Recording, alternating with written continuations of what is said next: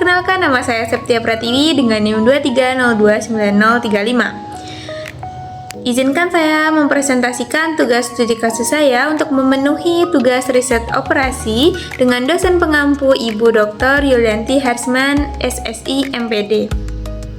Di sini saya mengambil studi kasus mengenai non-linear program tanpa kendala. Nah, non-linear program tanpa kendala itu digunakan untuk mencari nilai maksimum atau minimum dari suatu fungsi non-linear tanpa adanya batasan atau syarat tambahan pada variabelnya.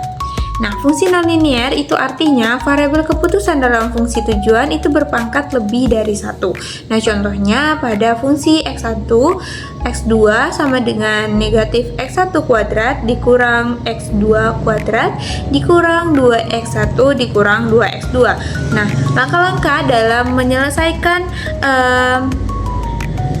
permasalahan non-linear program tanpa kendala yang pertama yaitu menentukan fungsi tujuannya terlebih dahulu. Nah, pada langkah ini kita akan menuliskan fungsi yang akan dioptimumkan atau dioptimalkan. Nah, Z sama dengan fungsi X1, X2, X3. Nah, selanjutnya langkah kedua itu mencari titik stasionernya. Jadi titik stasioner ini itu adalah titik kandidat maksimum atau minimum. Nah, caranya hitung turunan parsial pertama lalu samakan dengan 0.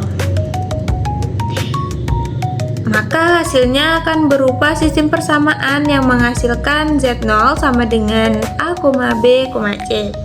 Nah, langkah ketiga itu menentukan matrik Hessian. Nah, matrik Hessian itu digunakan untuk menguji sifat kelengkungan fungsi di titik stasioner. Apakah dia akan lengkung ke bawah atau lengkung ke atas? Matrik Hessian ini dibentuk dari turunan parsial orde 2 fungsi tujuan. Selanjutnya, pada langkah yang keempat, menentukan minor utamanya atau prinsipal minor. Nah, minor utama itu adalah determinan submatriks Hessiannya. Minor utama itu digunakan untuk menguji apakah Hessian itu bersifat definit positif atau negatif. Nah, sehingga jenis ekstrim dapat ditentukan secara sistematis. Nah, selanjutnya yaitu menentukan jenis titik ekstrim. Nah, berdasarkan tanda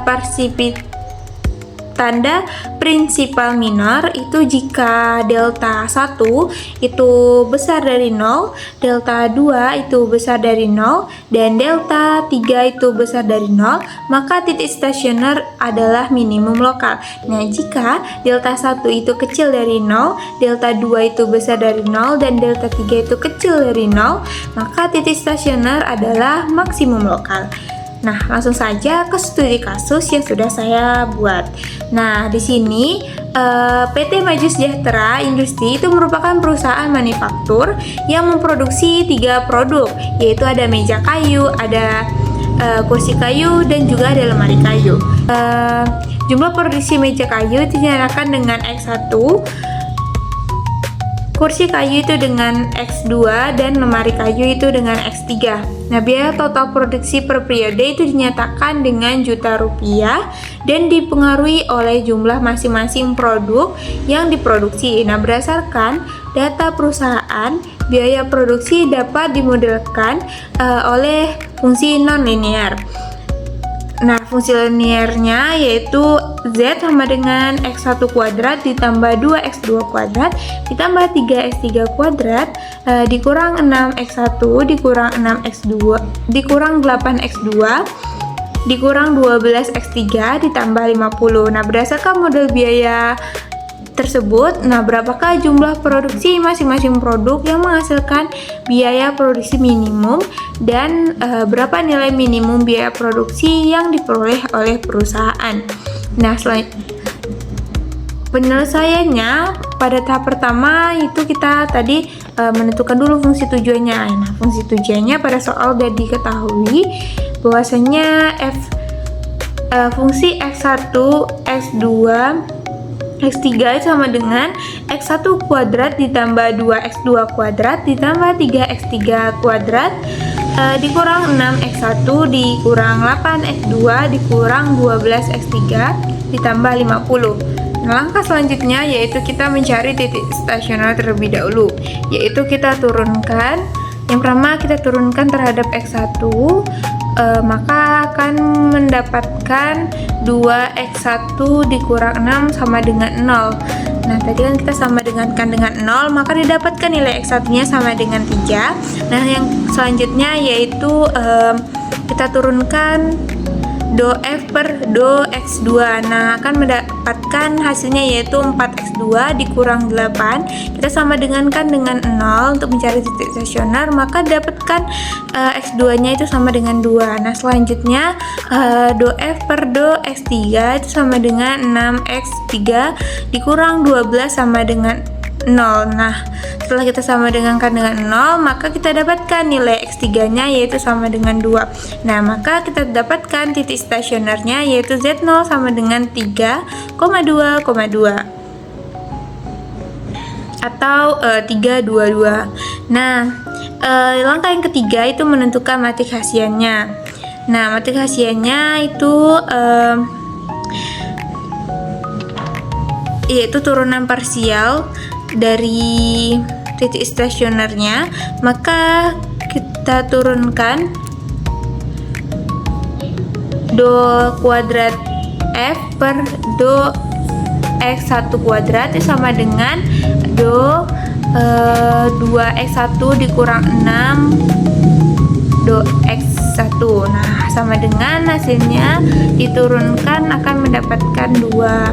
Nah, selanjutnya kita turunkan parsial do F per do X2 nya akan mendapatkan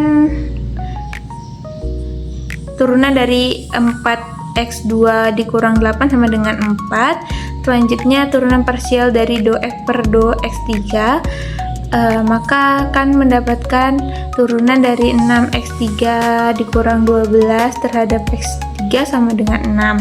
Nah, selanjutnya jika tidak ada suku campuran di soal, nah maka hasil dari do kuadrat F per do Xi do Xj itu akan sama dengan 0. Nah, maka langsung aja kita dapat matrik hasiannya yaitu sama dengan 200 040 006. Nah, langkah yang keempat yaitu menentukan minor utamanya atau principal minornya. Nah, pada delta 1 itu sama dengan yaitu sama dengan A11 yaitu 2. Nah, pada delta 2 itu sama dengan determinan dari 2004, maka determinannya sama dengan 8. Nah, determinan dari selanjutnya pada delta 3 itu determinannya dari 200 040 006 itu akan sama dengan 48. Kenapa 48? Pada kondisi yang seperti ini matriksnya, maka bisa langsung saja kita kalikan 2 dikali 4 sama dengan 8, 8 dikali 6 sama dengan 48. Nah, pada langkah yang kelima itu menentukan jenis titik ekstrimnya. Nah, karena kita lihat del 1 itu besar dari 0 atau positif, dan delta 2 itu besar dari 0 juga dan juga positif, delta 3 nya itu besar dari 0 dan kita lihat 48 itu positif, maka titik stasioner 322 itu merupakan titik minimum lokal. Nah, selanjutnya kita akan mencari nilai minimum fungsinya. Nah, yaitu dengan cara mensubstitusikannya nilai titik stasioner itu ke fungsi biaya. Nah, maka Z minimum sama dengan fungsi 322. maka sama dengan 3 kuadrat ditambah 2 dikali 2 kuadrat ditambah 3 dikali 2 kuadrat dikurang 6 dikali 3 dikurang 8 dikali 2 dikurang 12 dikali 2 ditambah 50, maka akan menghasilkan 9 ditambah 8 ditambah 12 dikurang 18 dikurang 16 dikurang 24 ditambah 50. Setelah dijumlahkan dan dikurangkan, maka akan mendapatkan hasil 21.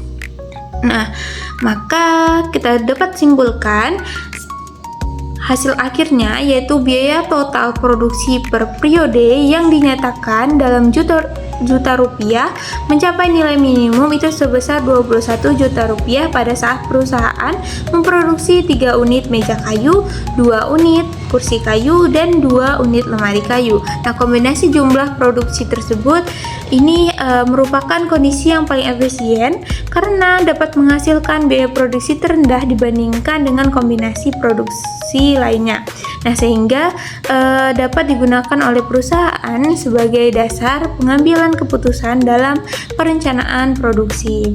Baik, itu saja yang dapat saya sampaikan. Jika ada salah dan kurang, dan juga jika ada salah kata, saya minta maaf. Assalamualaikum warahmatullahi wabarakatuh. Terima kasih atas perhatiannya.